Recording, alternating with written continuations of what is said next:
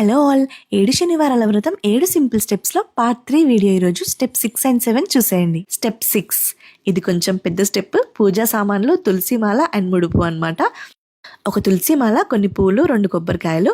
Already ఒక కొబ్బరికాయ కలసం పైన పెట్టుకున్నాం కదా, ఇంకో కొబ్బరికాయ కూడా తీసుకోవాలి.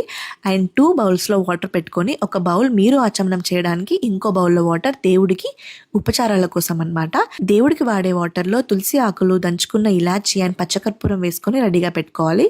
అలాగే ఇంకొక బౌల్లో పంచామృతాలు కలిపి రెడీగా పెట్టుకోండి. ఇంకా ఒక ఎంటీ బౌల్ పెట్టుకోండి. ఉపచారాలు దేవుడికి చూపించి అందులో వదిలేయడానికి. మీ దగ్గర స్వామివారిది విగ్రహం ఉంటే ఆ విగ్రహంకే మీరు అభిషేకంలో అన్ని ఉపచారాలు చేయొచ్చు. లేదు అనుకుంటే స్వామివారి పటంకి చూపించి ఈ ఎంటీ బౌల్లో విడిచిపెట్టచ్చు. ఇంకా 3 యజ్ఞోపవీతాలు, ఒకటి గణపతికి, ఒకటి విష్ణుమూర్తికి అండ్ ఇంకొకటి లక్ష్మీదేవికి. 4 చిన్న కాటన్ వస్త్రాలు పసుపు కుంకుమ పెట్టినవి, 2 గణపతికి, 2 విష్ణుమూర్తికి రెడీగా పెట్టుకోవాలి.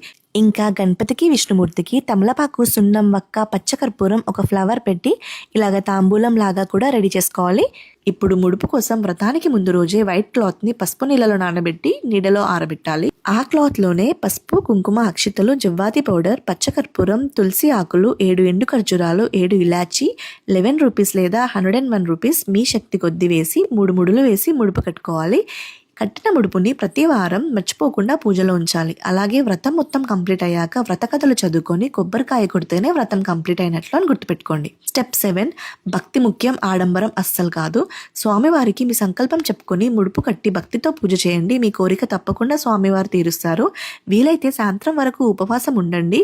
ఇంట్లోనే వంట రెడీ చేసి ఆ అన్నప్రసాదాలు ఈవినింగ్ పూజలో స్వామివారికి నైవేద్యంగా పెట్టి ఒక దంపతులకు కూడా పెట్టి వాళ్ళకి తాంబూలం ఇస్తే చాలా మంచిది. నేనైతే ఇలానే చేస్తున్నాను. లేదా ఏదైనా మీకు దగ్గరలో ఉన్న గుడికి వెళ్ళి పంతులు గారి ఆశీర్వాదం తీసుకొని దక్షిణ ఇచ్చి తర్వాత ఇంటికి వచ్చి అప్పుడు మీరు తినండి. ఇదే విధంగా 8 వీక్స్ కూడా చేసుకోండి. లాస్ట్ వీక్ మీ శక్తి కొద్దీ ఎవరికైనా బట్టలు పెడితే ఇంకా మంచిది.